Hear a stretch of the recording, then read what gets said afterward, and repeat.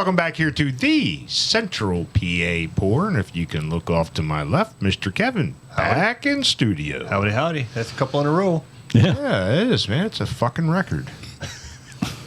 2 in a row. 2 in a row. And Mr. Dave is off to my right. I'm Brett.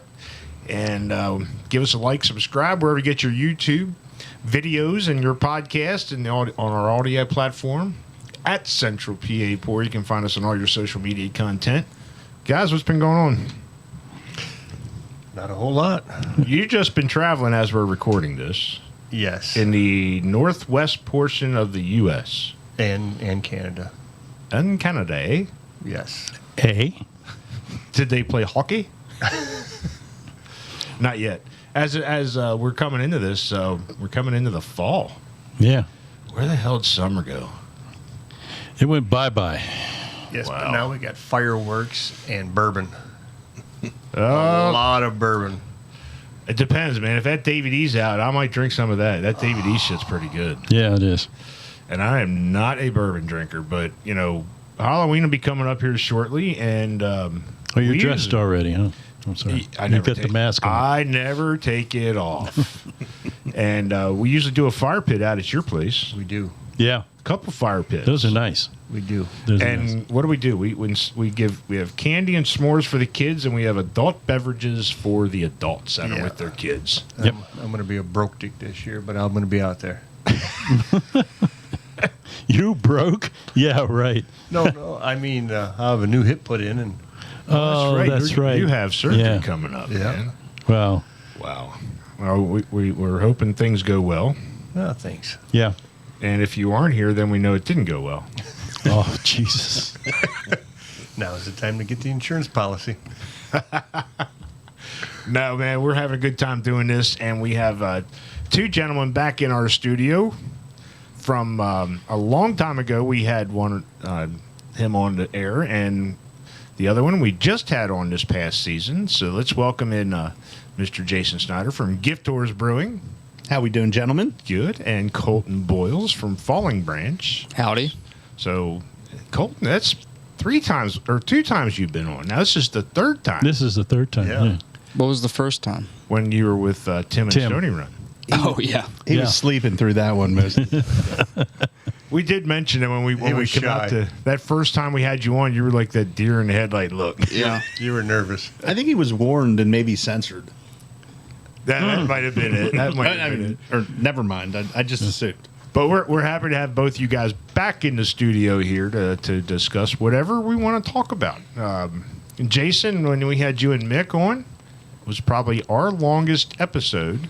Well, we involved plastic and recycling, so Mick just we- kind of went with it. We struck a nerve near the end, didn't we? And then it was just all on. My man shows the passion about the trash. He's a very passionate fella, and we love him for it.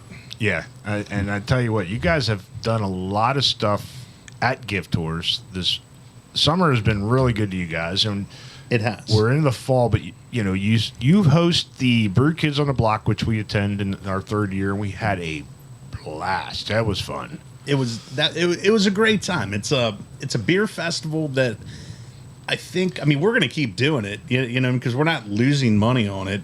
I just can't. We're trying to put together what we can do to get more people down there, and I feel like maybe this year would be a tipping point of like it was the most fun we've had. It's definitely the most Nerf darts that were shot all over Georgia Street. I took 500. No, there you go. I did come home with a bunch of them though. But they we weren't the didn't shoot. same ones you took down. I brought about a little over half of ours, but yeah, I was gathering everything up. And, Yeah. We're still And, cleaning them up. Oh, for sure. That'll be there next year. Yeah, I'm sure they will be in places for sure. And Colton, you're not allowed to display in that because it's a PA thing, right? And Right. yours is in Maryland. Yeah. Do they do anything like that in Maryland? Not at all. It's very serious down there. I don't know if it's just like a Maryland thing, but it's all the beer events that I've been to, it's just straightforward beer. Like, yeah, you can like meet people, but it's not like that. Right. It's just you follow the rules, you go in, here's the beer, drink it, and then get out. Wow. That sounds like you need to start a new event. Rules? No. But what are they? No dart guns. No. That is, I mean that is fun. It's a fun event, and it's different than the other ones like the Oktoberfest and the Winterfest that we were at the Double Barrel. That was actually fun. That was a good time That for was sure. cool. Yeah, That was really And cool. that is at the perfect time of the year. There's nothing else going on. exactly. Yeah. And I think that's what we're looking at with Brewkids on the Block. Like, do we change? We've always done it in, like the August time frame. We did it the first 2 years at the brewery, on Sundays. We moved it to a Saturday. I feel like the turnout was great.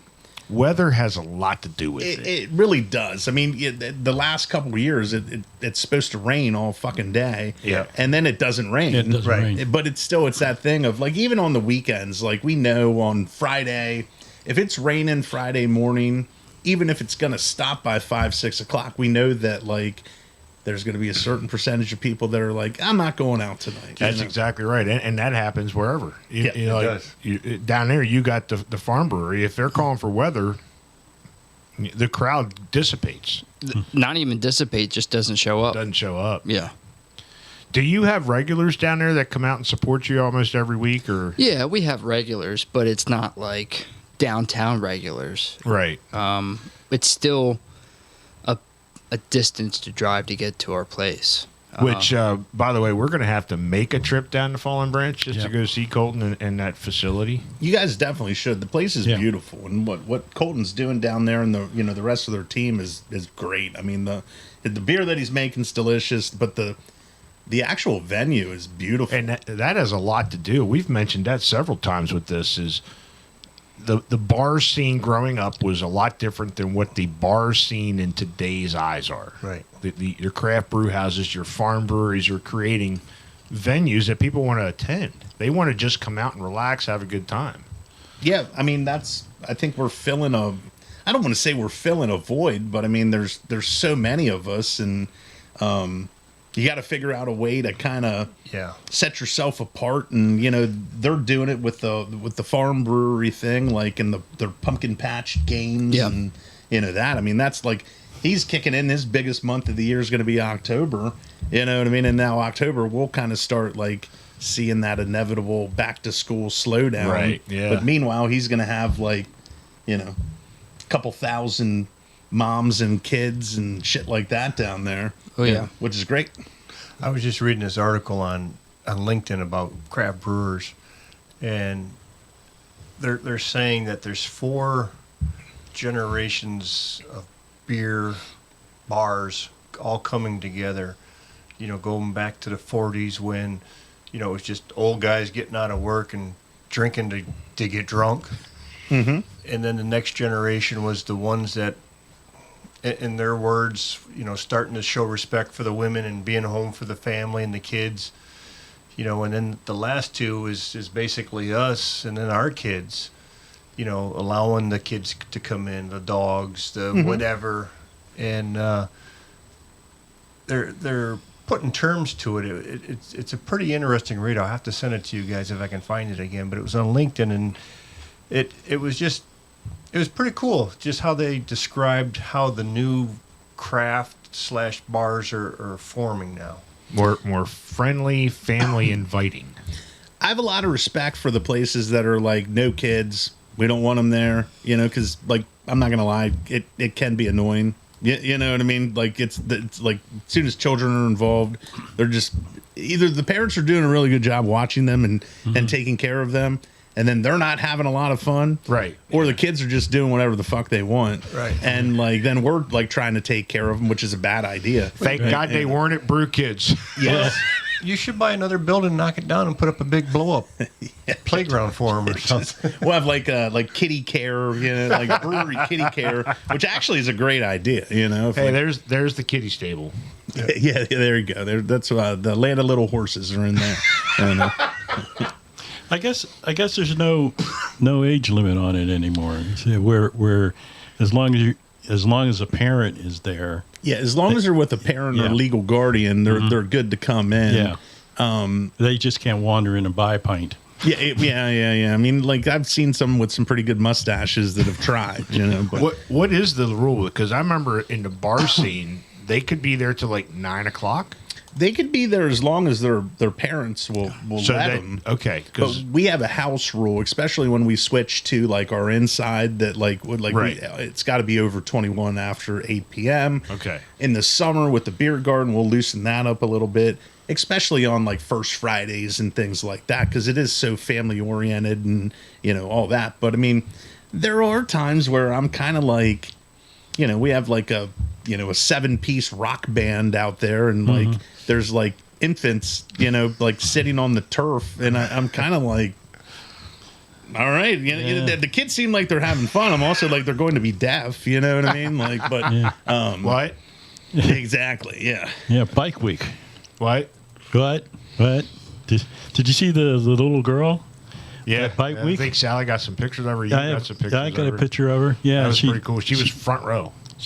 She was on stage. Is that the one they put? That on was stage? the one. That was the one that was on the front row that had the T-shirt. This is my first rock concert, and I have a picture of that one. That's and pretty and then Thanks, Mom. I'm then Beth too. She was on stage. You know, the lead singer for I believe it was Saliva went down and picked her out of the audience and asked her to come up on stage and dance on stage while they're singing to her. That was, mean- it was cool. That's Yeah. cool. That's an experience. I mean, Yeah. I would take my kids to rock concerts if I had them. You know, Right. you know what I mean? I would make sure they have like Earplugs. earplugs and stuff like that in there. And I don't think I would, keep them there till midnight or whatever. But Well, who mentioned that? Like, we just talked about the industry like standard. You guys aren't open till 2 a.m. anymore, like the typical bars, because nothing good really happens till at 2 a.m. up until a couple weeks ago, we couldn't be open till 2 a.m. Okay. Now now that there's just a big thing of PLCB legislators. I messed that word up, but you guys know what I mean. Legislation. Yeah, that has just passed that like is actually allowing us to be open till 2 a.m. on like New Year's Eve, and then we can actually pay a $30 permit fee on specific days if we want to stay open till 2 a.m. But we don't really have any interest in it. You know, it's like where we're at, Right. in the summer primary outdoor venue. It doesn't make sense. Like we said, nothing good happens at 2 a.m. Yes.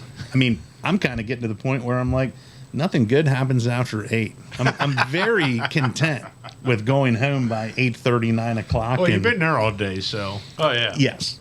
Colton, what's going on at Falling Branch in this October in the fall? I know you do a bunch of stuff down there. Any special activities you got planned? I know you and I had talked at Brewkids. You had a pumpkin ale, and when you got here tonight, you said, "Well, that's already going." I'm like, Yeah. "Fuck." So it's our annual Pumpkin Fest. It starts a week earlier this year. It's September 21st, Okay, so that's in September.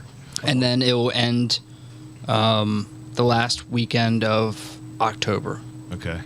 So it runs pretty much like 5-6 weeks. Yeah. Okay. It is a lot of people who just want to come down and pick pumpkins for their Instagram. And they'll bring their husbands, and the husbands drink beer while they go pick pumpkins. So there's a whole pumpkin patch down there. Oh, yeah. Oh, we definitely gonna have to go Yeah. down. Yeah. And then there's a corn maze, and then we got hay rides. There's stuff for the kids to do. And we'll have like 3 bars set up. We have to have 3 bars set up. And like if you come down to a pumpkin fest, you'll know why. If you go into the main bar, it's just lines. And we'll have 6 food trucks Jesus. because they run out of food. Wow. You know. So that it starts September 21st and at the end of October, and every weekend it's just all hands on deck. And I'll probably, I'll make the pumpkin again, probably halfway through September, and I'll sell out of it again. So it's very intense. May have to triple batch it. No. if it was up to me, and I've told Jason this multiple times, I wouldn't even do a pumpkin beer. Yep. I understand the appeal of it. Everybody wants it, but it's just the whole point of it. I don't see the hype in it. I'd rather do something else, like like a sweet potato type of deal, something unique. I've seen that people went to a sweet potato or a yam instead of pumpkin. There was when we were in the like brewery and planning stage and just doing like events as a homebrew club, kind of like fake brewery type of thing. There was another brewery that was called Baldy Beard. And this was back in like 2017. These guys were great. They had a beer that was called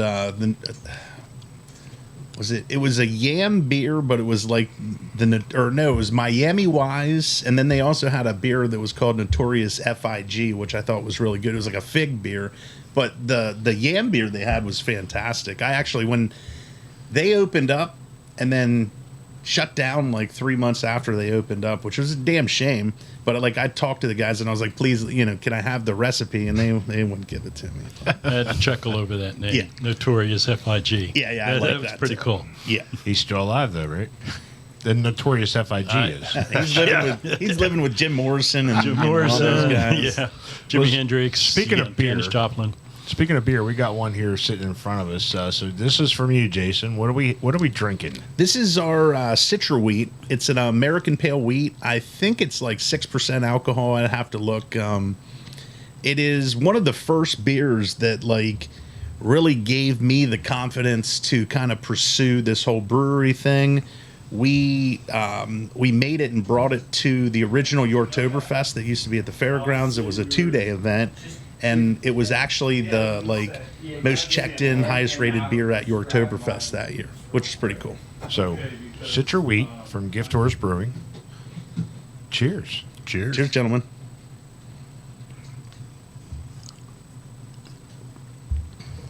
Cheers. Oh, here, I'll just. So good.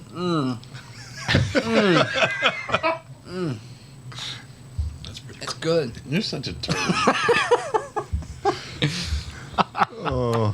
That is good. It's got like a malt on the end. I was going to Yeah. say, it's got more of like it's got a different mouthfeel. Yeah, it does. And is that the wheat coming through? It's the wheat and the hops and it's kind of just the whole good. profile. I like it. I like it too. I mean, I've had this before. I mean, I actually haven't had this on draft in years. Has it until been that recently. long? I thought Yeah, I've yeah. had this Well, before. every other time I put it on, I make our shandy out of it too. Maybe that's... So the shandy always like, which I have a love-hate relationship with shandy. So does Colton from the time that he was working with me and stuff too. We both are huge fans of the shandy. I mean, I love selling it to people because they like to drink it.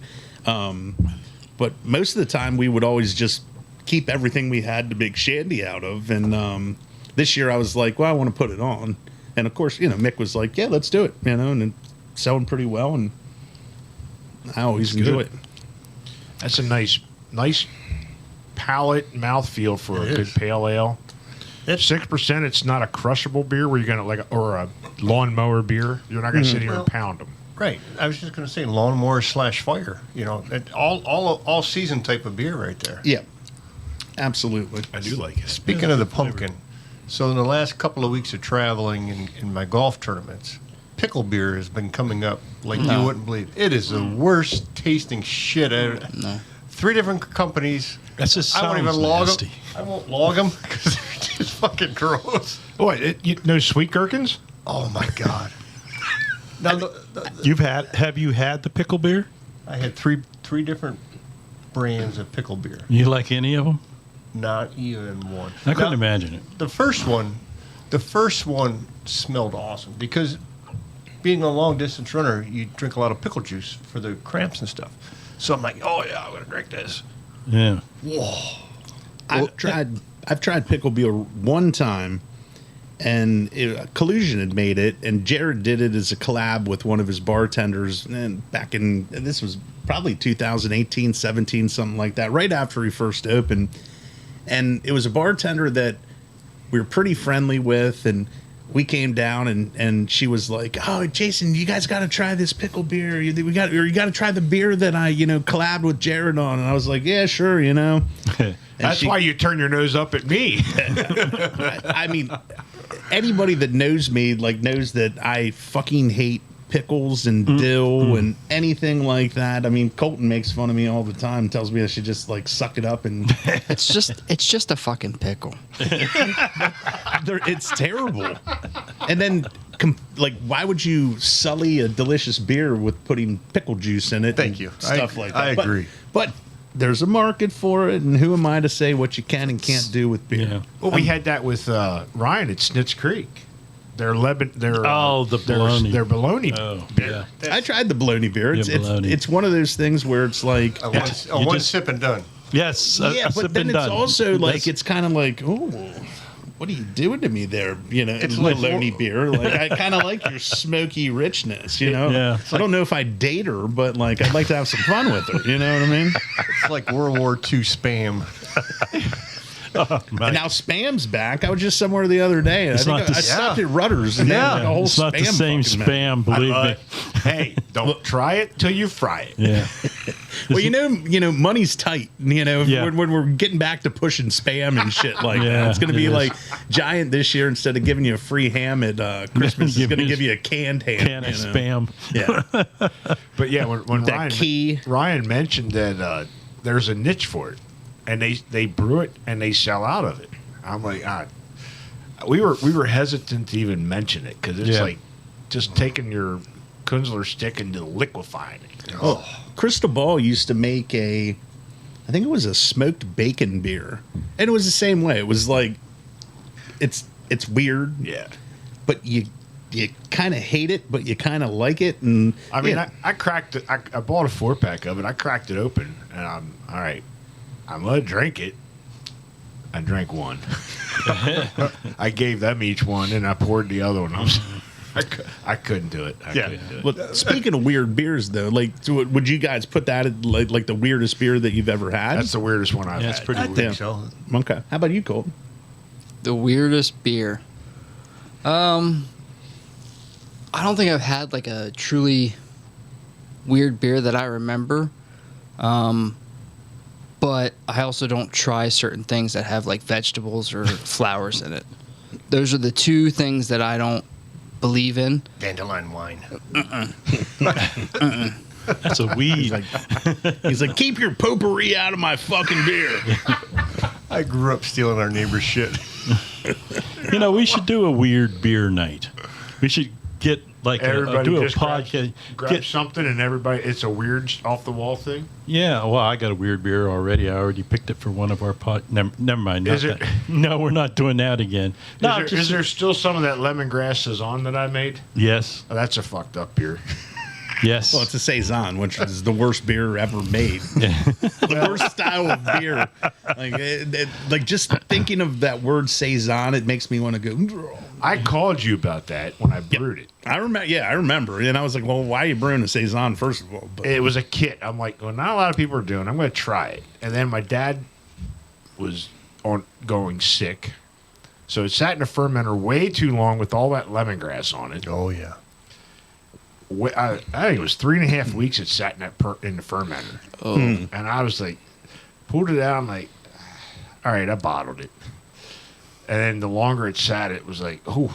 didn't you put something else in it too? No, I did not. It was just a lemongrass in the saison. What did you have that was like a raspberry or something? That was my Kolsch. Okay, That the was one of raspberry first Kolsch, ones, yeah. wasn't it? That was one of my earlier Yeah. ones. The Kolsch. So I bought one of those temperature control wraps for the fermenter because of the basement to control the Kolsch. And it cooked. And I called Tim that night and said, dude, the band was at 91 degrees. It's supposed to maintain, 70? I think Usually you plug it in. 68, 72, Yeah. somewhere in there. I come down here the next day and the frickin' thing was hot. It was 90-some degrees. I opened it up, I pulled it out, I tasted it, I was like, oh my God, it was frickin' dark as hell. The only one I've liked.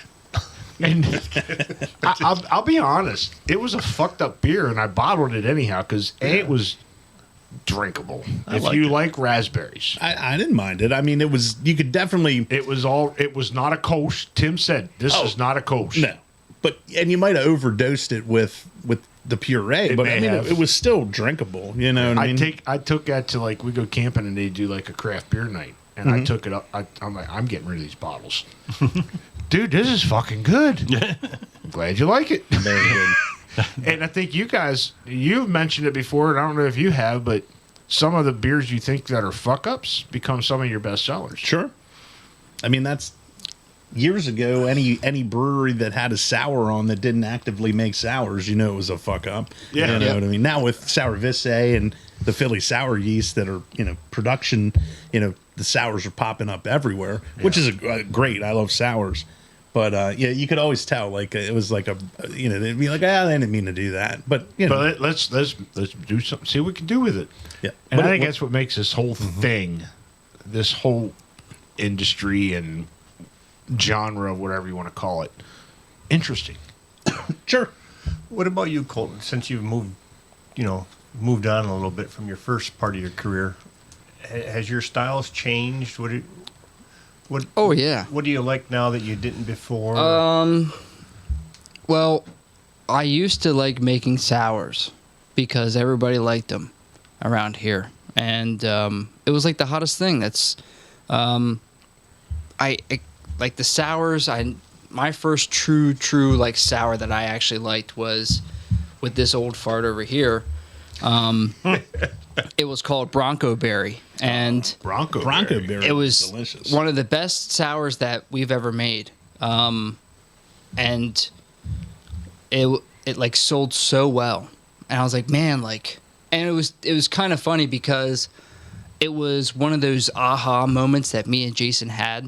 It was like we unlocked something. You know what I mean? Go So on. like we were coming up with this sour, and we're like, we want to do this ice cream sour, but we're like, no one's saying like how are they putting ice cream in it, and it was just frustrating us. Wouldn't it melt? Well, that's the thing. It's like, how are they doing this? And like, as a lot of brewers do, they don't really tell us certain And things. how are they doing it cost effectively? Right. You know what I mean? Like, Right. Yeah.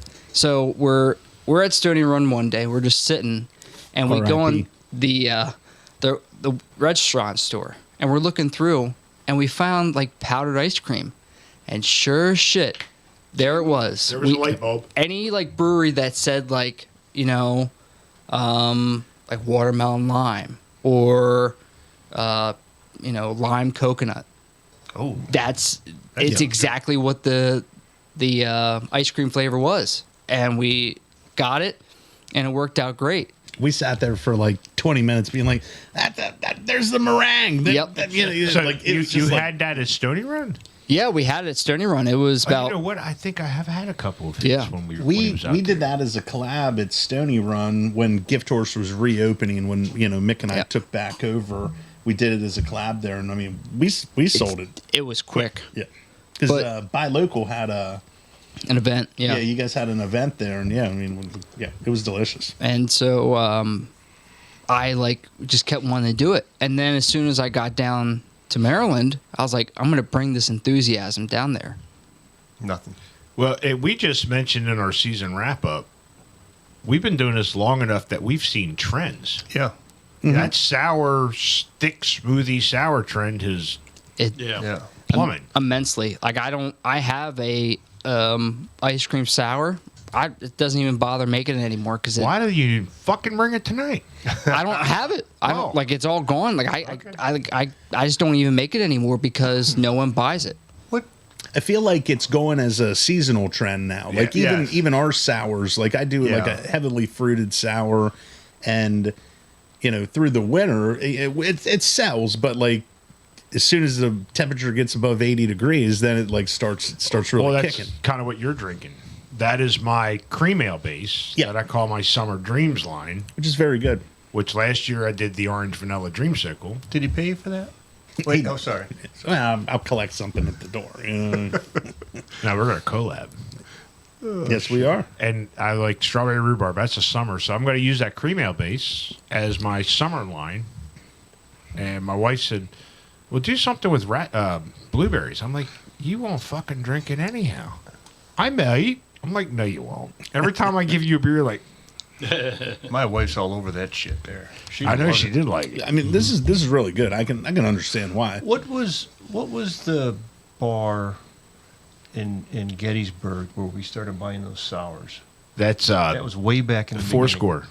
Yeah. I'll never forget those days. I'm sitting out on the front porch. They're all blowing up. Yep. Well, Dave and I actually had to squeeze the one. Well, you're And my wife, or I had a buddy over that I used to work with, and he's like, Kevin, your age men didn't read instructions. Read the fucking instructions. You roll the beer. opens it up. Fucking awesome. Yeah. well. That I mean, But- with the heavily fruited, like in the ice cream beers Yeah. and all that, you actually have to store the kegs upside down, and you Yeah. walk in, ask your bartenders or barbacks to roll them around before they put them on, shake them up, because if not, like does that affect you guys to do that, or you don't care? I Once don't- it's- You're I the don't even brewer. bother. Once it's out, it's out of your control. Right? It's out of my control. I tried doing that and it just didn't work. And so I don't like heavily fruit it. Like the most I'll do and it prevents from clogging up the lines is probably about 0.75 pounds per gallon. And that's going to get you that, like, heavily fruited without breaking the bank. Because say you just mentioned that if they do something like those thick smoothie sours, do they put them on tap? Because that's going to be a hell of a clean Oh, job. sure. of Oh, yeah. Trying to get that air the CO2 pressure through that.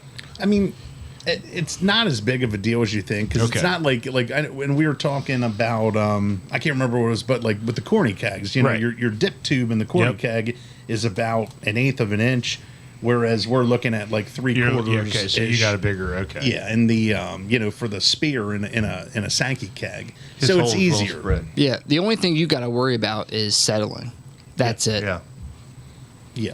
Because that's if they don't, like a super heavily fruited ice cream, sour, whatever beer, if it's even beer at this point, if you don't flip it and roll it, then the first couple ones are going to be like super thick smoothie, and then it's going to thin out. And Now, do does that something bother totally you as the brewer? If the product isn't what you intended it to be, if the bar backs and stuff don't keep after it, does it bother you as the brewer? It bothers me. I won't speak for Colton, but it bothers me if I have to fucking fix it. You know what I mean? Like if they clog a line up, or you know what I mean. And it does bother me if like things aren't served the way that I intend them Because to. it could affect the ultimate taste Sure. Yeah. for the customer experience. It does. Gives you multiple tastes. You had mentioned the pumpkin. I was against pumpkin just like you are, until we had Emery from Scrubbies in here, and he gave us his pumpkin beer that night. That switched me. I mean, his pumpkin beer that he gave us that night when we had him first on it switched me. I was like, damn, that was a good fucking beer. Emery makes a solid pumpkin beer for sure. He told us the story. I mean, it was not easy. All that fresh pumpkin that he had to clean out. Oh, that's right. Yeah, that's right. I hate pumpkin beers. When I did that beer, the Summer Dreams, I'm like, because him and his wife said, well, we got all these strawberries. I'm like, Yeah, bitch, they're still in the freezer. how much strawberry for a 5-gallon batch could I do in my Bruzilla that it's not going to fuck it up? Nah, puree. Well, and that's we have that conversation all the time of people be like, hey, I got peach trees in my backyard or blah blah blah. Like, do you want a ton of peaches? And I'm like, no. Don't want them because it's a total pain in the ass. At one point in time, we ended up making like a high pressure peach cannon. No, it's an apple cannon. I'm sorry, we didn't like they were all jammed up in the fermenter, and it was. You're not bringing that out to Brewkids, are you? No, I mean that would end up hurting somebody. But with the purees that they have now, it's the consistency that we look for. Like when you get an orange at the store, sometimes they're fucking sweet and delicious. Next time they're dry and crappy. Exactly. So with the brewing thing, like as much as I personally don't care if there's variances in like each batch of beer that I make to a degree. I think it adds character to it, and like it's one of the things of you guys aren't Coors Light and Yingling, Miller and all that stuff. You're not that mass brewer, and that's what this is unique about, and it brings the differences of what you guys are producing. Yeah, but go ahead. No. By all means, go ahead. Stop getting off my cord. Well, Jesus criminies. But I think probably what you're going to say too is it's the consistency with the puree. Yeah, it's like I know that I can get something from Miami Purees or Amaretti, and I know it's going to taste the same through every time. Exactly. Yeah, and it's the same yield. Yeah. It's aseptic too. We don't have to add anything, and we know it's not going to create some wild yeast. Yeah. That's the thing is like when someone's like, hey, we got some peaches, like sure, but there's wild yeast in there, wild bacteria. As soon as you throw that in, there's going to be bombs. It creates a whole different atmosphere that you guys are not accounting for. Right. Yep. If I was brewing in like a 5 or 10 gallon batch scenario, I wouldn't hesitate to do it. But like once you start getting into 5 barrels, 10, 15, like Colton's working on, you don't want to make that mistake of like, basically destroying all your stuff. Exactly. Because I mean, little mistakes are expensive. And as much as like you want to be like, I have this integrity and I only want to sell what like tastes really good to me, you have to be mindful of the fact that like we just spent X amount of dollars on this batch of beer, and you need X amount of sales to produce a profit on that batch, and then the time in the fermenter that just if it doesn't turn out well. Now clearly in the school of thought of like if a beer's fucked up, you got to get rid of it. You know what I mean? Because like your reputation and all that's on the line too, but. Anymore, I don't blame those breweries that I used to kind of chuckle about that would have a sour on that never made a sour. If it's good, sell it. You know what I mean? I can't fault anybody on that. Have you guys had that problem where you've had a beer on tap that you thought was good and then you saw the public's negativity? Well, I wouldn't say like I always go into my beer every time I release it. It's not good, just because like it can always be better. And as soon as I get just start thinking like every beer is going to be great, I won't want to change it.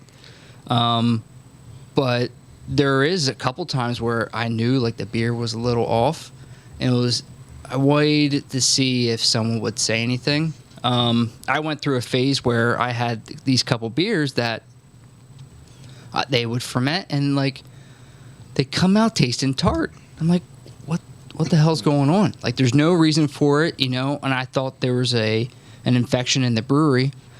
Turns out, I was just over-oxygenating beer. And I like went through weeks and weeks, and Jason knows, like, of just trying to figure out what the hell's going on. I did all kinds of tests. And, I didn't really understand the whole oxygenating beer. Sure, I have like an aerator, but there was times I was just letting it all open, and I looked it up, and sure as shit, there it was that when you over oxygenate a beer, like that yeast gets so stressed out, it gets tart. It drops that pH so low because it's so stressed. And I fixed it. Like it's tripping on acid. Like, hi. Yep. It's a stressed environment, and I didn't know you can over-oxygenate a beer, but... You would think that you can't give something that loves like oxygen. You would think that you could give it too much, but he's right. I mean, because... Kudos for finding the problem. Well, that's what Colton's great at, though. He's like Blue's Clues over here. Like he turns into Detective Colton and I love it. You know what I mean? Where I'll kind of go like, well, fuck that one up. You know what I mean? Like, let's back to the drawing board. But he has that attention to detail that he wants to know. What messed up? Exactly. Kudos. So a question. I don't know if this will make sense or not. So my little story. All right, I'm Jason. I'm here making some beer, craft beer, and I totally mess it up, at least in my mind.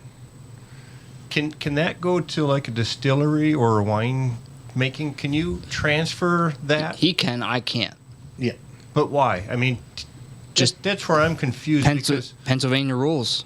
Yeah. Okay. I could take mine. I actually, I'm probably going to do something with Dead Lightning coming up here in the next couple months where I'll give them a tote of our wort, and then they'll actually distill it and turn it into a bourbon. Speaking of, I just saw Dead Lightning, so down at Liquid Hero, sitting on their shelves. I'm like, oh, future guest. They're great guys. Their story is fantastic. If you're going to give them try to get them on the show, I don't want to spoil their story, but it's a great story. Hook us up there, Jason. It's a heartwarming story. Maybe could almost be like it took like us a a Walt while. Disney thing or something like that. But Took us a while to get Hidden Stills on here. Who'd Still, you you have to get the Hollow on here. who'd you get from Hidden Stills? Cody. Yeah. Okay, cool. Yeah, He was Cody's a awesome. good guy. Yeah, Now he's smart. Oh my God, yeah. We didn't get him in studio. We had him remotely. But it just happened when we had him on. We were, we like to sample your product, so yeah. he sent us 2 bottles of bourbon and some of his canned cocktails. Dave happened to be in the area because he was going to run it down here for the recording. I'm like, dude, if you're going to run it down here, let's just fucking record in person. And then Dave texted back and replied back like, I'm 5 minutes away. I'll stop by. Well, And that's where I got to start tasting the David E. bourbon because I don't drink bourbon. Mm-hmm. But I was like, you know what? That shit's pretty good. their bourbons, it's fantastic. I mean, we've had it for a long time. For like I'm 5 getting at years. it. You're going to have to hook us up with Dead Lightning. Yeah, well, Dead Lightning, they make. Well, first of all, I got a question for Dave. Dave, does your cord reach that beer over there? Could you get me a beer? Well, we're gonna. Pretty please. Speaking of, before you get into that, Take a break. if that was your question, Yes, that was my first question. All right, so let's get into the second one. This is the Day at the Races. Yes, Day at the Races. It's not Day at the Racist, Colton. It's a flagship of ours. It's 5.25% alcohol. It's a West Coast IPA, borderline session. There's Centennial, Cascade, Citra hops in it. It's my personal favorite beer, favorite Really? son besides Colton. That yeah. Cheers. Cheers. Day at the Races. So this is your West Coast style, you're saying? Yeah, it's a West Coast IPA. It's really easy drinking. I is like easy. that it's juicy for a West Coast. Yeah, it doesn't if you think of a West Coast, you're thinking of like chewing on grass and pine cones and Flat tires, eating Yeah. flat tires, rubber. It's really smooth. It's really good. I enjoy it. I probably drank a couple thousand of them over the last decade. What, just before you got here? Yeah, yes. On the way in, I was like, "This is session beer." Colton tied a chain to my legs and dragged me home. Dave? got me 2 gas tanks, one for liquor and one for me. What do you think, Dave? It's an IPA. Okay. And I know most of you guys don't like IPAs, right? Like, My palate has changed. Mr. Dave, he's the connoisseur of Yeah. IPAs. I'm the connoisseur of is there- IPAs. Is there a quick way to walk us between the first beer and this one? as far as They're both IPAs, correct? the first one was an American Pale Wheat. The Citra The Wheat Citra was. Wheat. Yeah, Yep. yeah. And then we had the Quaker Baked. So it's a pear wheat. It would be closer to like a pale ale, so that it has some like hop profile to it, but nothing's like Doesn't make it that IPA, that India, where you're starting to get some different hop characteristics and stuff like that. Yeah. An American Pale Wheat is more like it's the American version of like a Blue Moon. Okay. Think that Okay. kind of route. For an IPA, it isn't. It's not real hoppy. Like you had said, it's an easy drinking beer, and it is tasty. But you do taste the hops. You can't You you can't back off of that. But it's not bad. I've had some IPAs that are just absolutely hoppy. Sure. They don't make me very hoppy. Absolutely. But that was a bad joke. That was absolutely fucking gross. So, No, this I is good. chuckled politely. I mean, Colton, do you do a lot of IPAs down there, or He makes- what's your favorite style? Well, Now, you don't drink a lot of it, so No. So, if in terms of the making it wise, the hazies, because you don't have to worry about when to put the hops in.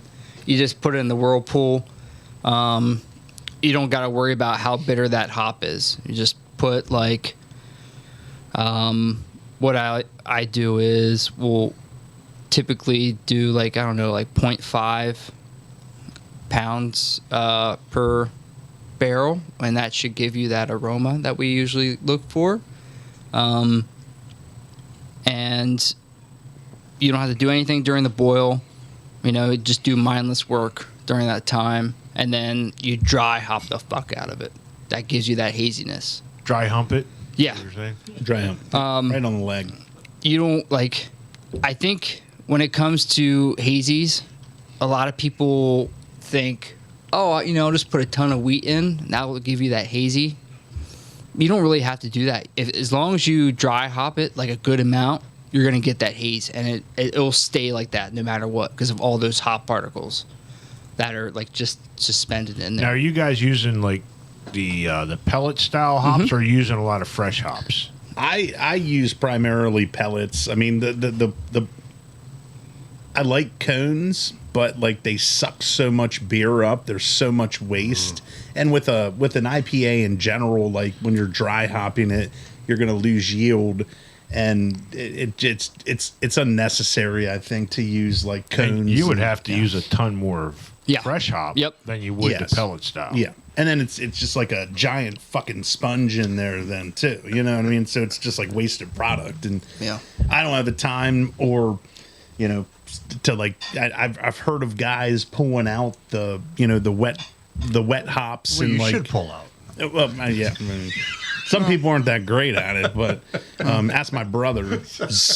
But they'll pull it out and they'll basically mash it and strain it to get the beer out of there, and it's just that's just Extra work. Well, it's extra work. Plus, you're also risking contamination and Right. things like that. So it doesn't make much sense to me. So the pellets, it goes back to it's almost like that thing of we were talking about with fresh fruits versus the purees.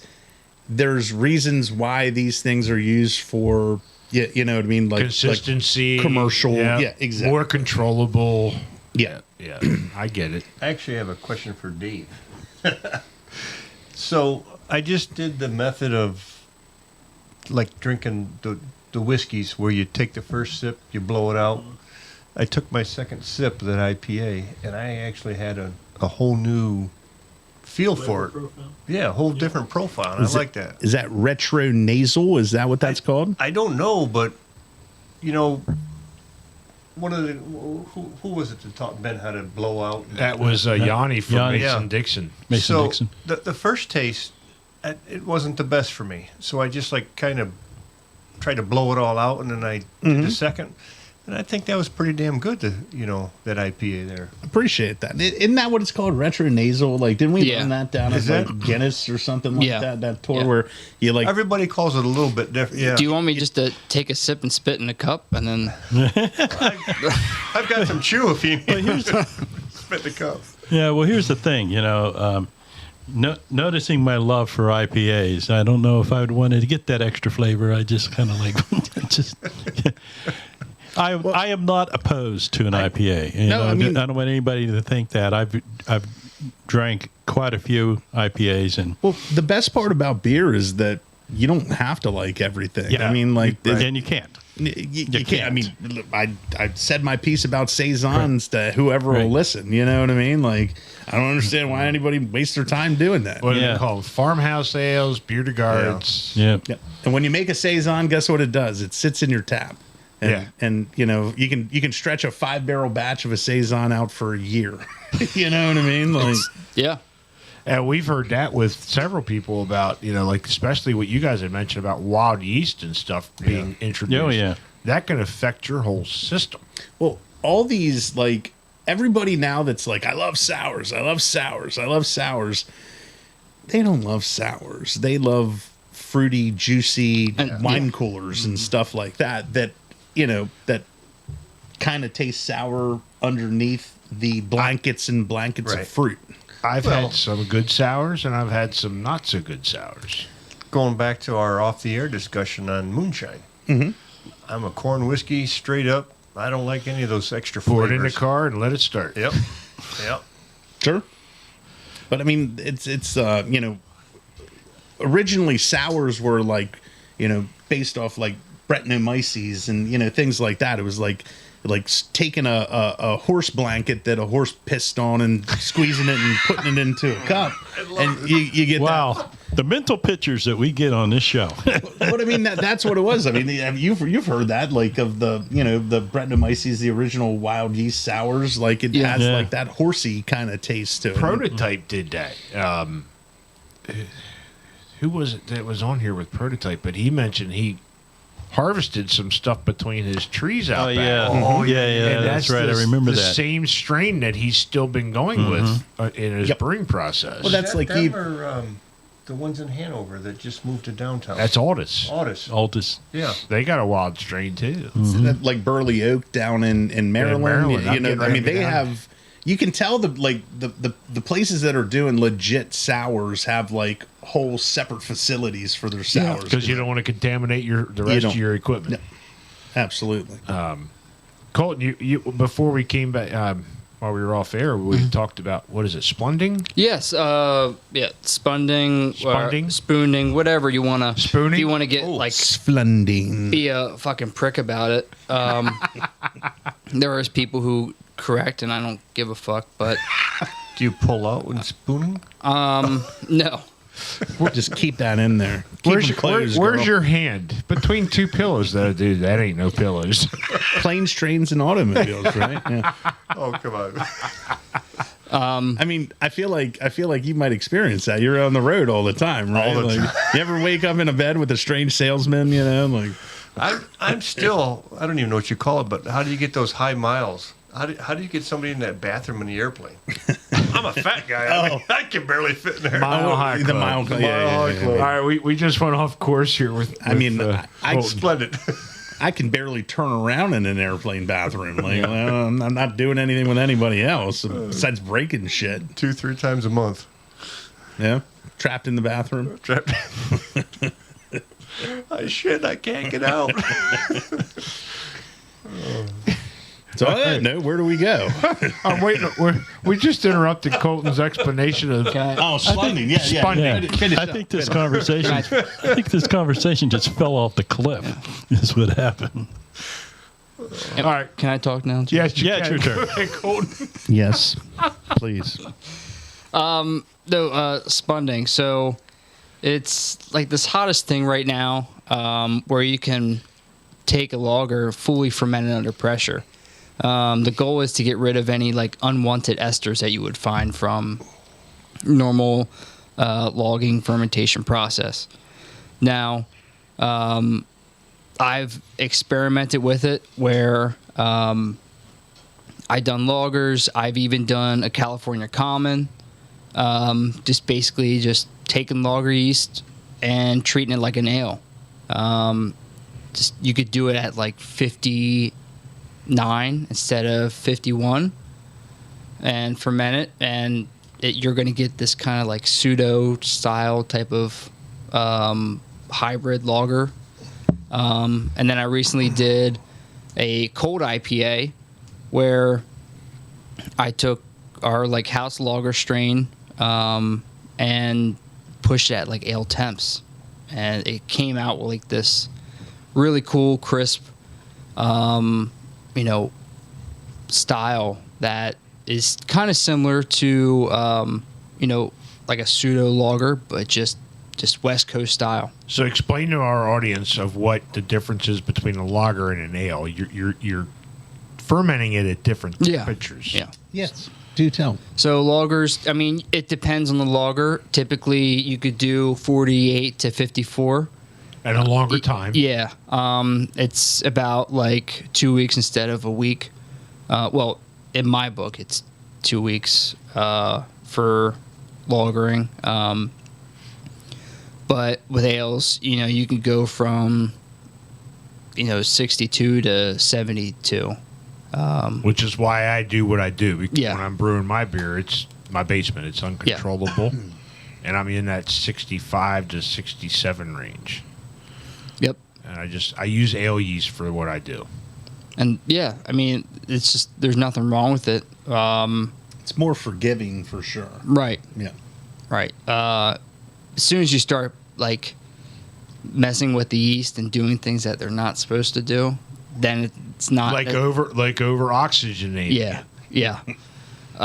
Or taking a lager yeast that is meant to be fermented at cold temperatures and you ferment it at warm temperatures.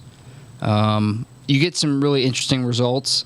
But recently I did the cold IPA and I was against Jared's wishes. I remember I asked Jared from Collusion, what if I, spun to IPA? And he said, don't do that. It'll get rid of all like the hop aromas. Well, he's right. So you just gotta dry hop it, but it does get rid of all like that. That hoppiness that you consider like. So Yep. you're saying what you're done with your cold IPA? Because Yeah. I've had a couple cold. Actually, I got a couple in the fridge right now that Yeah. are considered. One of them I think is from New Trail, cold IPA. Mm-hmm. They're very drinkable. I like them. Yeah. I mean, and they're IPLs. It's essentially an IPL. It's just an imperial lager instead of an imperial Well, ale. it's exactly. Yeah. An India pale India lager. pale instead of Yeah. an India pale Yeah. ale. Yeah. Okay. So it's kind of like that, except you treat it like a IPL, but you just push the temp of the yeast just higher, and it cranks out quicker. Kind of like crossbreeding dogs and cats and stuff. You get all these weird shit and things, right? Ligers. Yeah, sure. Lions and tigers. I got me a cat, a dog. I Cadog. got a dog. And that's what is unique about what you guys do, Yeah. because we've mentioned this from day one. There's only certain styles of beer, period. That's it. These are the styles that were originated from the monks. But what you guys are doing is creating unique concepts to push the limits and create something new out of that original style. Well, Colton is We know he doesn't even record his recipes. well, he just wings does it live. You know what I mean? And it is true. I mean, I record it, but I don't record it. Like there are certain things I do. I forgot. Colton's like a mad scientist, but he's always striving. He gets. Don't take this the wrong way, Colton. Too late. He gets bored, like doing the same thing over and over. Like he always wants to fiddle and innovate, and I respect the shit out of it. Yeah, I mean, I would like love to be able to do that, but I have to fit my brewing in between doing payroll and booking bands and Yeah. all that kind of stuff. And mixing. And mixing and mixing seltzer and sitting things like that. sitting on a Central PA pour doing a fucking podcast. Instead of making a collab, right? Yeah. Yeah, fuck yeah. Well, like Colton's mad at me because I can't come down and play with him tomorrow. And I would rather go play with Colton tomorrow and make beer with Now him. that just didn't sound. Nathan, if you're listening, this isn't true. Don't forget to pull out. All right, and this is over. We're done. No, We'll take this out. not that there's anything wrong with that. I think it's great, and what you guys do in the community is you guys have known each other for a while. Yeah. You guys have even done some collaborating, and you collaborate with other people. You've mentioned Jared from Collusion several times. Several, yeah. And when Tim March had Stony Run open, that's Rest in what is peace. awesome about this whole concept of what this industry has become. Is a network of family, friends. You're not competition. You're all making the industry and the product better. Well, I feel like we have. I think every brewer has their like clique. You know what I mean? I know who my clique is, and you know what I mean. It's the people that are closest to us, but then that also extends to people outside of York, and all that. But at the end of the day, I know that like even if I haven't met a brewer before, you know what I mean. I know that we're going to, talk about there's the love of the people that game. you haven't met yet, Jason. There are. Oh yeah. I mean, I remember at one point in time, I knew every fucking brewery that was open and like an hour away from here, and I can't keep up with it anymore. It is. I mean, It's. We've mentioned that with us. It's just there's. When we started this little venture, it was like, why are you just limiting yourself to Central PA? Well, we have yet to get everybody on. It's huge. well, we have like even at Brewkids on the Block this past week. I mean, we had Rural City there out of Reamstown. Those guys are awesome. I reached out to them, hoping to get him on. He said, "Oh yeah, we'll come down." yeah, they're a lot of fun too. What was the other one? Stable 12? Stable 12. Stable 12. Yep. No go. What, they won't do it? No, they're shy. They were Okay. shy. They wouldn't even come up and sit down for a Yeah. couple minutes. Well, that was their salesman. Like Oh, it that was like was? one of the sales. Like, yeah, it wasn't like a brewer, which nothing's wrong with that. But he Wait was. a I minute. think he was pretty much just like. You're sales- running this by me again. You're talking about a salesman is shy. I mean, those are two words Well- that just don't seem to go together. How about this? He's on the sales team, right? So can you hook us up with who we need to talk to? I Because can- we I want can to promote. try. We want to promote. Yeah.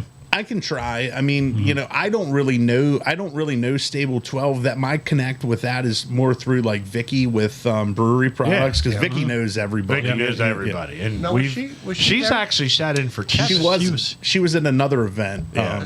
that day too, and she was sad. Her and I were texting during the event. She was asking me to take some pictures because we had some Where was brewery that? products. That was up at right. Valley Green. She was up at Valley Green. Valley Green. That's what it was. Oh, yeah, that's right. That's because they That's had the right. same date for Yes. for their event. yeah, and she's prepping for. They have their big chili cook-off thing in Hanover that they're going to be doing soon. She's Like, awesome. yeah, Vicky. Yeah, Vicky's great. Vicky's great. You know, it's amazing whether it's you guys or everybody. Everybody's so busy. You know, how do you have personal time? How do you have sleep time?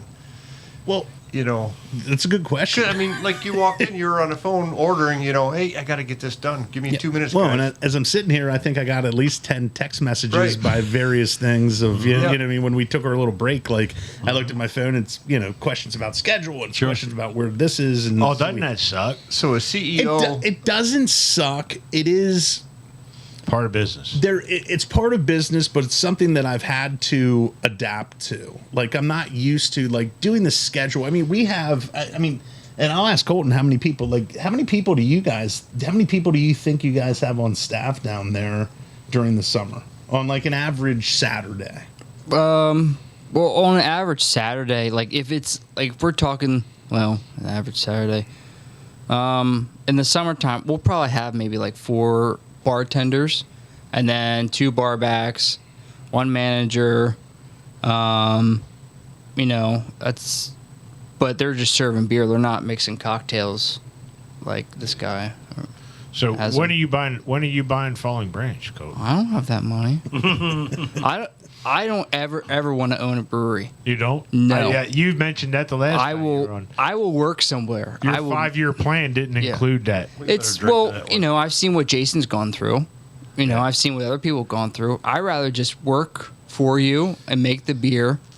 I don't want to own it. I don't want any more stress. You know, that's just not my cup of tea. Hey. yeah. But You know? and Sure. I think that's where, like, I love brewing beer, right? And I don't get to brew as much as I did at one point in time. I love brewing beer. I love knowing about it. Colton, you know, Colton and I, the conversations that Colton and I and Emery have are like very fulfilling to me. Cold Crash. Forte to Cold Crash. We're trying to get that going. Exactly. Yeah. But I also really enjoy growing the business. Like, Yeah, and it's a fun part of being a business. I figured that out like over the last couple years that like that excites me too. Like the, you know, coming up with a plan and watching it work. You know what I mean? Oh, I just had a fantastic idea. That's what I smelled. Thought I smelled s'mores. Colton come to Gift Horse to become the brewer who doesn't want to be the owner, and Jason just work on promoting the business. That sounds like a terrible idea. Anyways, No, I would absolutely love that. At some point in time, if the stars align and like and Colton and I could come back and work together again, I would absolutely love that. I know Mick would love it, and you know, and I know there's a lot of people that would be, but I think we'll see. We'll talk about it sometime down the Yeah. road. I'm just throwing shit out. I'm throwing shit to the wind, man.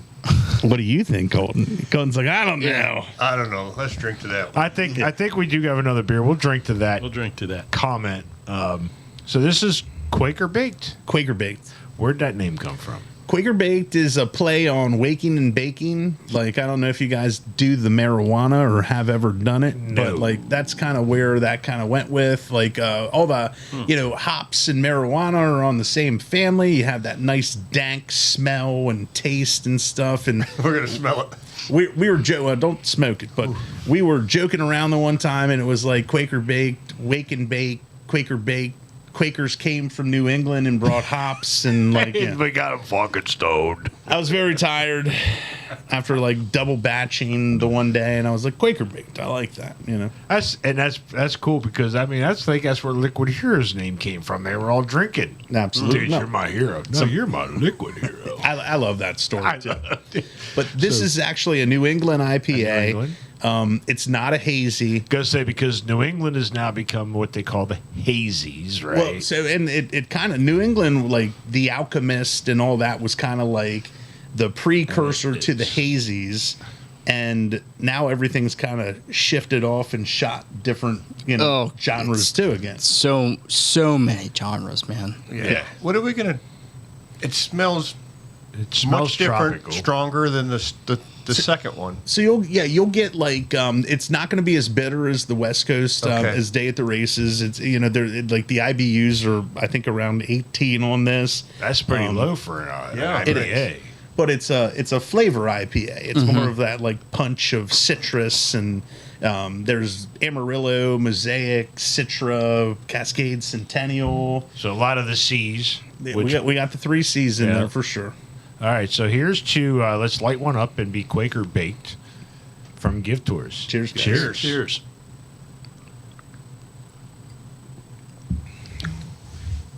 Have some, buddy. That is more flavorful. Yeah, and it's not doesn't have that like it brings more of a juicier feel yeah. than the Day at the Races. Yeah. Even though the Day at the Races was very smooth. Mm-hmm. I enjoy this one. I do too. It's got like a... I don't know the right words. Like a medium palate, a thickness to it. Yeah, medium would be the right Shower word. beer, right? Yeah. Yeah, that's pretty good actually. Yeah, it's 6% alcohol, so it's not like it's not a Not an Imperial where it's like 8 to 9. I'm very rarely going to bring out beers that are like above 6 to 7% alcohol. It's just not me. Like I don't like making. I make some of them like. You barrel age them because we finished off our bottles. I mean, the Well, bucket a of month oats ago, is like yeah. 11% alcohol, Oh, but that like a barrel aged stout, in my opinion, should be very 12, high in 11 to alcohol. 15. But like, why do I don't want to make our double IPAs 8.67% alcohol, and that's about the highest I want to go because, like, at the end of the day, to me, like, I like to drink beer. you want people in your seat spending money for Yes. more and more, not just one. Well, it's not even just the thing of the spending money, but I like to drink beers, not beer. You know what I mean? I don't want to just drink one beer. I like alcohol to me, beer to me, and alcohol is like a social thing. It is. I like to go out, shoot the shit with people, meet people. If I have like 5 or 6, 8.5% beers, I'm going to be like, You're done. My wife would be like, "Are you okay to drive?" Yeah, I'm okay. and then she's going to take the keys anyway. And then we get home. She goes, "Will you go pass the sobriety test?" Probably not. So Brett, it was springtime when we had the last one of his over my place. When I got Yeah, it was. when I brought you over to get you drunk and I got drunk. Yeah, that's unusual. We brought I forget 5, 6 of the heavyweights. I mean, Yeah. all 10 plus. Mm-hmm. And I couldn't hold it. I kept running upstairs. And usually it's I me. come downstairs, drink another. Usually it's me. It's yeah. It's funny. I had a bad day and I just kept drinking. I can't remember when it was sometime earlier this winter. Emery had texted me up, and I think you were in the text too. He was like, "Yeah, we're turning one on over here at the bowling alley," and he's like, "I just cracked that barrel of oats bottle that you gave me." He's like, "Damn, this is fucking good." And then the next day he was like, damn, I was drunk last night. I was like, what? I mean, it was like almost 12% alcohol. And he's like, oh shit, I didn't even realize it. Yeah. But That's what really started us down this is that heavy Yeah. barrel aged. well, I know the first time I was in here, you guys. I mean, I know like that's why I know you guys aren't into IPAs. You guys are the big saying boy that stuff. Yeah. The darker, the heavier is what we enjoy. My palate is open. I will, if you go open my fridge, it has got everything in it. Yeah. And I will drink it all. Dave is more bougie. Bougie. He's only going to drink Guinness and the dark stuff, but we force him to drink some of the other stuff. Well, but the Guinness is a creeper. It's a trick too, because Guinness is not heavy. Guinness They're light. It's a light drinking it's dark light. beer. The problem is people look at that dark beers, and we're going to get the one here eventually here soon. That's just like motor oil, but really Hell it's no. not. No. It is a thin beer. Stouts, porters are thin. But when they put it on nitro like that, it holds that head, Nitro. and everyone thinks that, oh my god, that beer is gonna. Blah, I was blah, like, blah. oh yeah, give me some of that 50, man. I'll drink Exactly. that shit up. But yeah, I enjoy the heavier, darker stuff. That's my forte. I love the dark stouts, porters. But I drink it all, and this is a cream ale. Yep. And I find myself some nights come home and I'm like, what? Cold IPA sitting in my fridge. I'm gonna try that. Actually, I think I still got one up there from when we had Emery and Chuck on here. Actually, I got one of each of theirs up there in the fridge yet. When I go to a brewery that I've never been to before, I go for their flagship IPA, and then I go, if they have a Pilsner, I'll go for their Pilsner. I like Pilsners. And the reason I do that is like I might eventually venture in if I'm really enjoying and we're there for a little while, like start looking at some of the weird stuff they do and some of the high ABV stuff. But to me, if you can make a good IPA and you can make a clean Pilsner, because there's nowhere to hide in a Pilsner. We've heard that several times. I was just getting ready to ask you. Francisco from Mad Chef said, try. You're at a good brewer. If you go to their place and they got a clean Helles Lager or light Pilsner, and it's delicious. Because like you just said, you can't hide shit in that stuff. You can.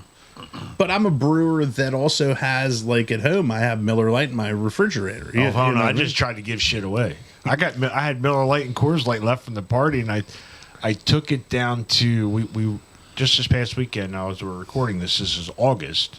We went down to the Air Mobility Museum in Dover Air Force Base, and I pulled my trailer and I took the cooler down with Miller Lite and Coors Light, what was left in my fridge, and I left it in my brother's place down at Bethany. He's like, well, take it home. Like, I don't fucking want it in my fridge. I'm leaving it in your fridge because I'm like, I'm not drinking it. You have a habit of doing that, leaving your beer In other people's fridges. A little bit of knowledge for Dover Air Force Base, Conewago, and Hanover. We built the air tower for that. We went to the air. If you have never been to the Air Mobility Museum at the Dover Air Force Base, it is well worth the visit. It was freaking phenomenal. But speaking of that, we were just. Do you guys? Now I know Colton, you don't drink a lot because of what. Yeah. But when you go to a place, do you find it hard not to compare what you guys do compared to what they're doing, or do you just go in there as an open consumer and with an open mind? I mean, All of the above. I would think Jason's more open-minded than I am. Yeah. I mean, I'll try anything.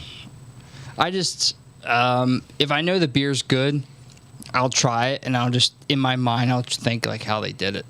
Okay. And I just, So you're analytically minding like, okay, what is the malt base? What hops did they use? What was the process? yep.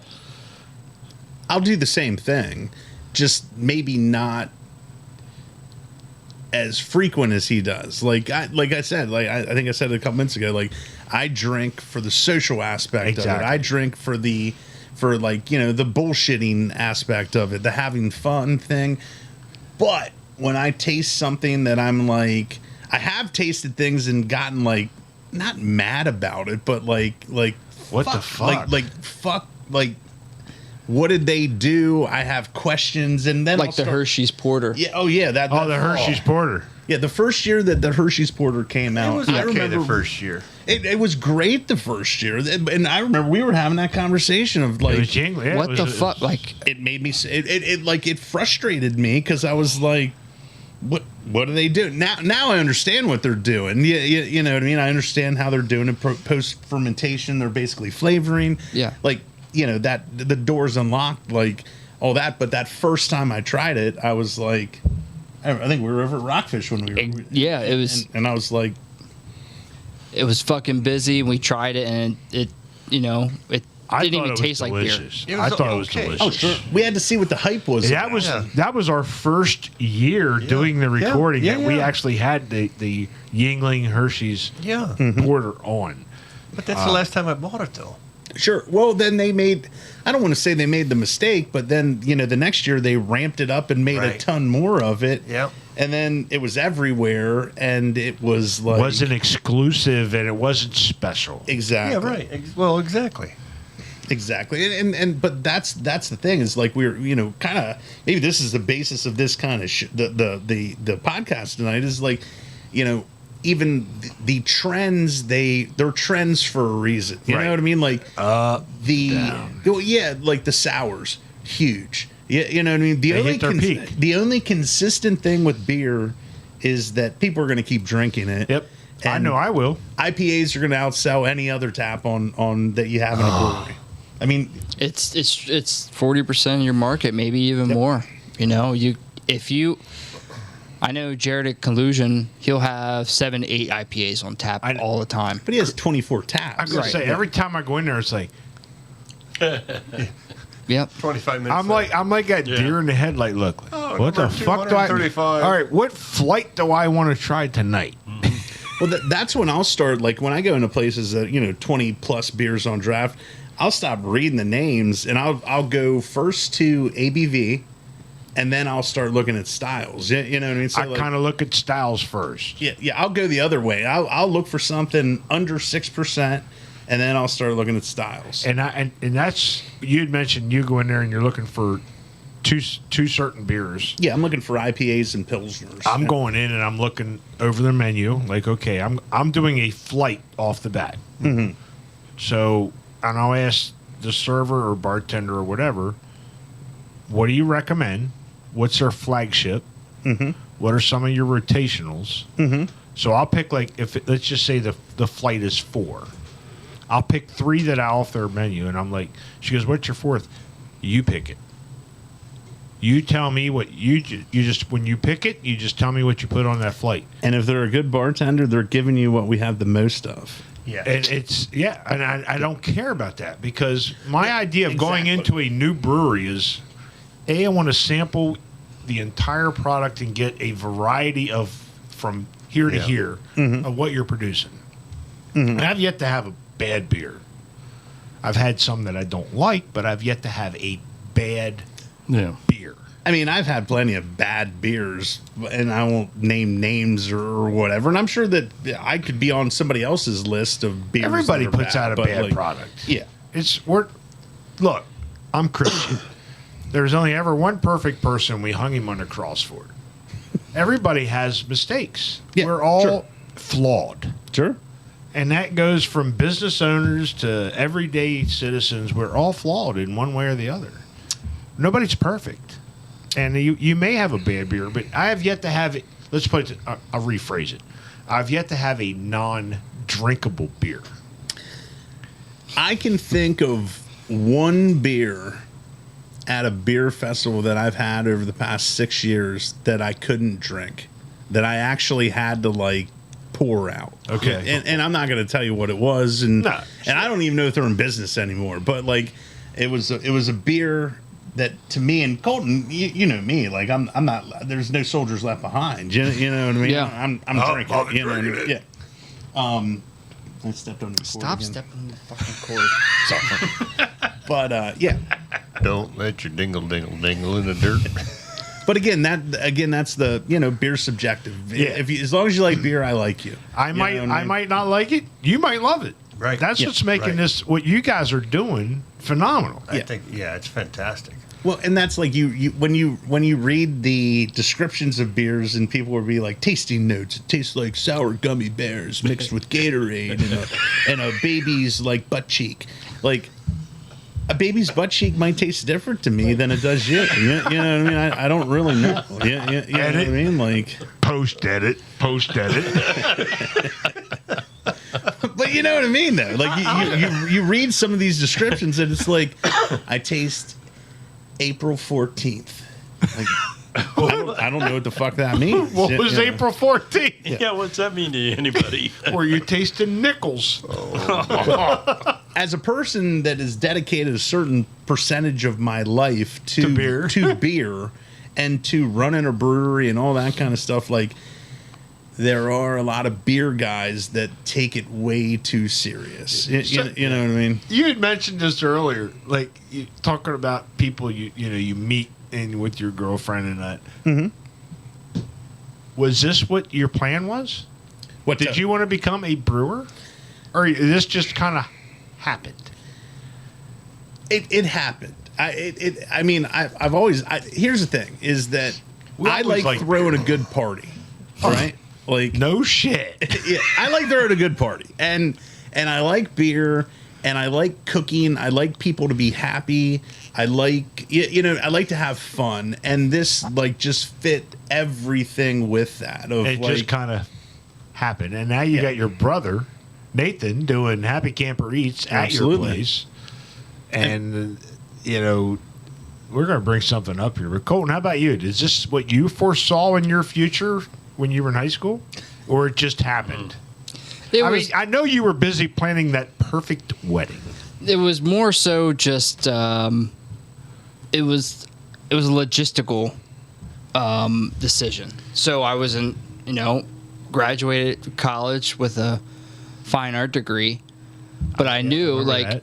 freshman year that I can't just be a starving artist. That's not who I'm about. Like art was always like, it was great, but I was like, I'm not starving.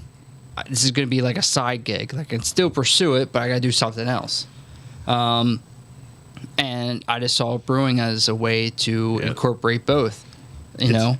art. Awesome. It's art. It is art. And for him specifically, like he's so good at like It's making the labels. Dr. fucking Frankenstein. Sure, I mean, yeah, he's a mad scientist, but he's also the good. labels that he creates and things like that. So I feel like that's how you scratch that. Oh, yeah. itch, Yep. you Yep. know. And we've had that with Kevin from Fat Bat. That bat. He's the artist And yeah, I mean, he's got and a the whole brewer, and he don't release a beer till he has the art done for the beer. Yep. Emery is the same way. He's Yep. a graphic artist. I think it's awesome. Well, I just think as a whole, kudos to you guys, because I would never have the balls to do that. We've joked about it, but it ain't Yeah. fucking happening. No, I mean, It's a lot of fucking work. No shit. Like anybody that is going into Colton and I were talking about it not that long ago that like I feel like if you really want to open up a brewery, you need to find a brewery that you can go like apprentice at. Yeah. You know what I mean? Or have somebody that can be a mentor for you that's actually in the That's already That's what I'm already getting got at. into this bubble. We had just mentioned it in our season wrap up here of season 4. I don't think the bubble has burst. I think we've hit a peak where it's going to stabilize. I'm hoping. and Go ahead. excuse me. Yeah. But I kind of agree with him, because when we talk to different people, again, there's things that are happening the same way over and over again. Kevin wants 5 just places where I can open up different locations. Mm-hmm. Brett wants a location that only has one tap house, and we're going to have a couple of trucks coming in. Mm-hmm. And Dave's like, well, let's go on for maybe a year, then open up second location. So we've had the privilege of seeing many different ideas, and all of them have made it or failed.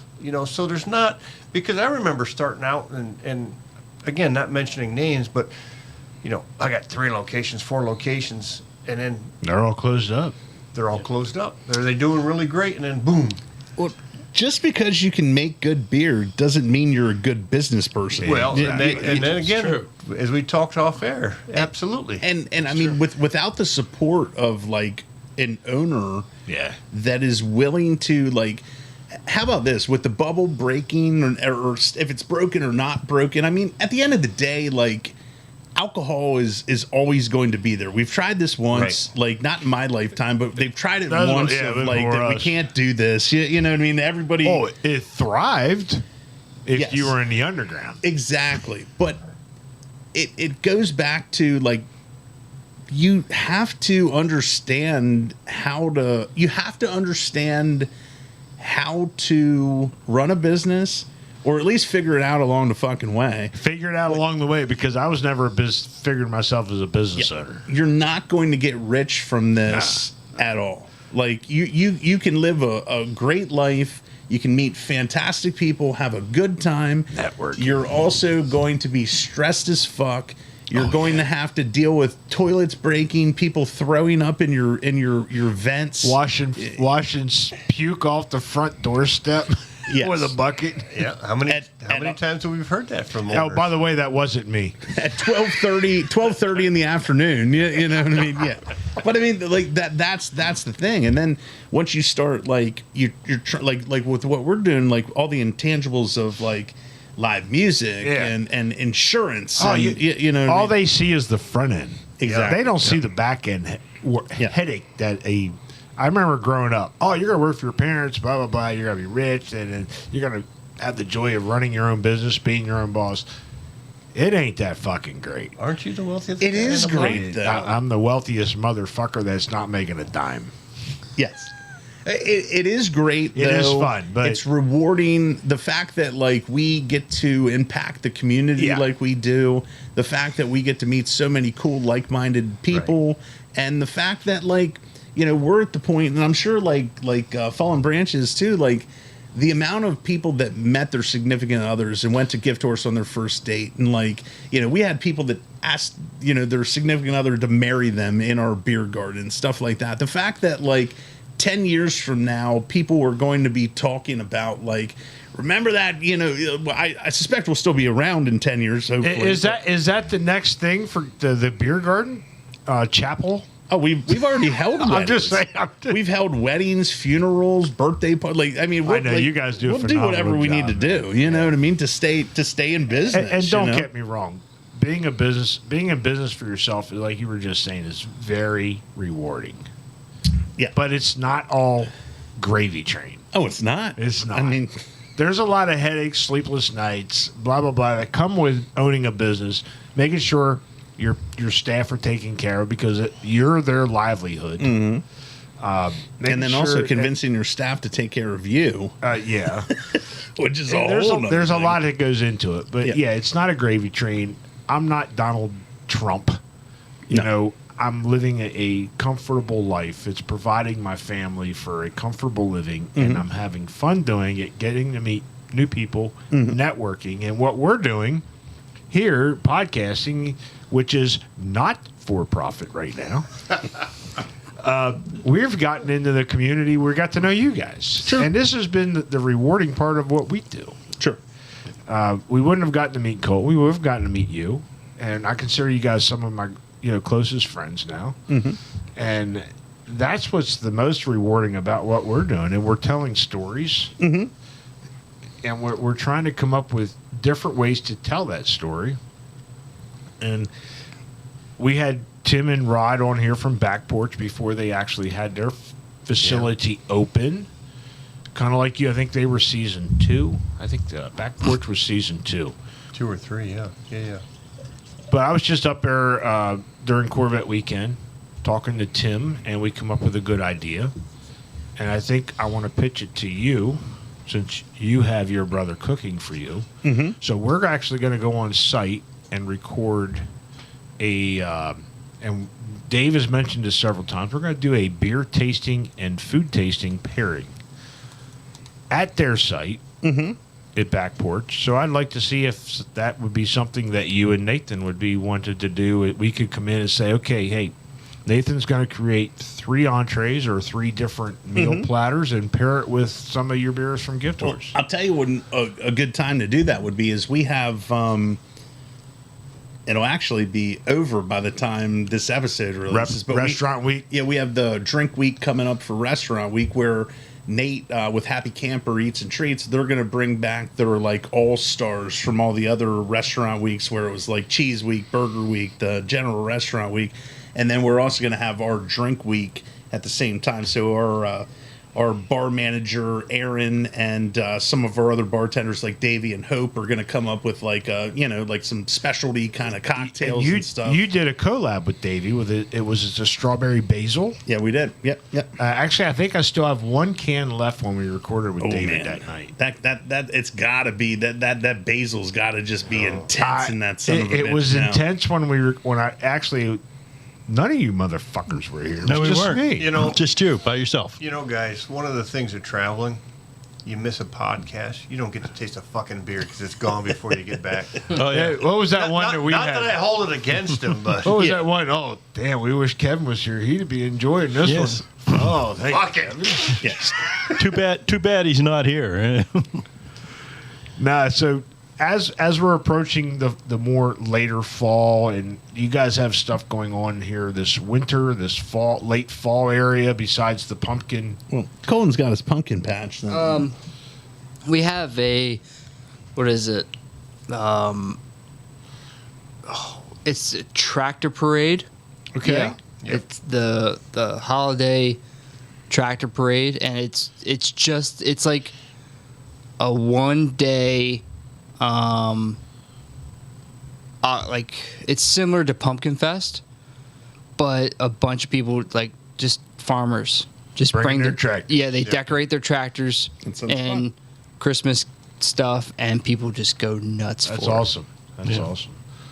And I think we have, what'd you say, the 19th of October this will be released. Yep. So, like, right after this podcast release, we'll be getting into, like, our Halloween stuff. We have the York Night of the Dead bar crawl that's going to happen where people dress I up saw like that. zombies. It's going to be, last year was amazing. Like, the Costumes were- option, yeah. Well, I mean, these people, like, they go all out. They go all the fuck out, and it's a great time. We also have our weekend-long Halloween party coming up where we have Hex Belt playing, which is a great band, does a lot of original stuff that's been active for 20 years in York. Then we have Swamp coming back that they'll play their like sludge grunge jam band with a 3-piece horn section and stuff like that. So we have a lot of that coming up. Then we'll have Thanksgiving Eve, we'll do a big thing for that. Then we have the the Santa Crawl coming up. Oh yeah, that's always That's fun. a nutty We got to one. get in there and do some of that stuff. The last time we were in, my wife didn't make it. No. That was New Year's Eve a couple years ago. First Fridays are But- coming up. I guess the biggest thing that I would push would be that, like, if you're listening to this podcast and if you're involved in a booster club or a cause or something like that, let us help you. We do those 50% Yeah, you fundraisers. We do them on Wednesdays from 6 to 9. We do them on Saturdays from 2 to 5. And we do them on Sundays from noon to 3, where you bring your group in. We'll give you 50% of our food and beverage sales, that's like, awesome. and then that is like across the board for, like, tonight we had one for something to do with service dogs, and they said to me, they were like, well, how's this work? And I said, if you guys invited a bunch of people here and It'll anybody else that's here, you know what I mean? Like, Yeah. we're we'll write you a check on next week for 50% of what our sales were. That's awesome that you do that. No, we just had our neighbor there for that, right?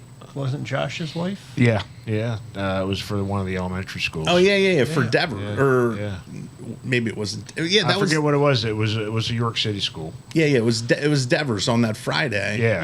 That's with, right. with Grace Yeah. and and I mean, we just have fun with it, Well, gentlemen, I appreciate you guys stopping Yep. in here again. We do have one more beer here before we get to that. Tell us a little bit about what we're going to be drinking. This is one of my favorites out of your place. This is our Triple Crown Brown Ale. It was originally called the Downtown Brown Ale, but we got a cease and desist letter from a company in California. Triple Crown Brown fit us better anyway. That's a common theme with you. Yeah, it really is. But my ex-wife came up with the name. It's it turned into a better name. It's 6.3% alcohol. It's a traditional English style brown ale. There's like toffee, nutty notes in there. It's really delicious. Well, Dave, any last comments? No, this is fun. Kevin? This smells delicious. You notice how he gives me a shot at the end, very end, and he says, "Dave, well, it's because you don't open your fucking mouth throughout the rest of the podcast." Well, they call that lead singer's disease, I think. Yeah, I think it is, right. But at the very end of the podcast, he says, "Dave, you got a couple seconds here." Why? No, in the end, I'd like, if we can ever get this cold crash and anything else going on. Yeah. Everybody cherishes it from the deep down, so Yep. in different styles, whether we can get, the craft beer with the distilleries, with the wine like we're trying, it Brett already said we're not making a damn penny, but if we can get people to listen to... Neither are we. No, but seriously, if we can get people to listen to, different styles and techniques, and hey, that's not much different than what I thought it was, So, that's our goals. So hopefully someday we can get something going. Well, I mean, with the cold crash thing, I mean that's a dream we have, but we'll get there. Well, we'll get there, but it's a thing of like it just has to, it's work. three busy people that Yeah. and you guys can relate to that. I'm Oh, sure. yeah. Yeah. So, Colton, thank you for coming out. Of course. Thank you. Jason, thank you for coming out. Yep. Pleasure, guys. If you're out there, let's raise a glass with Colton Boyles from Falling Branch Brewing, Jason Snyder from Gift Horse Brewing, Dave, Kevin, and myself, the CPP crew. And let's all be bonded by beer. Cheers. Cheers, gentlemen.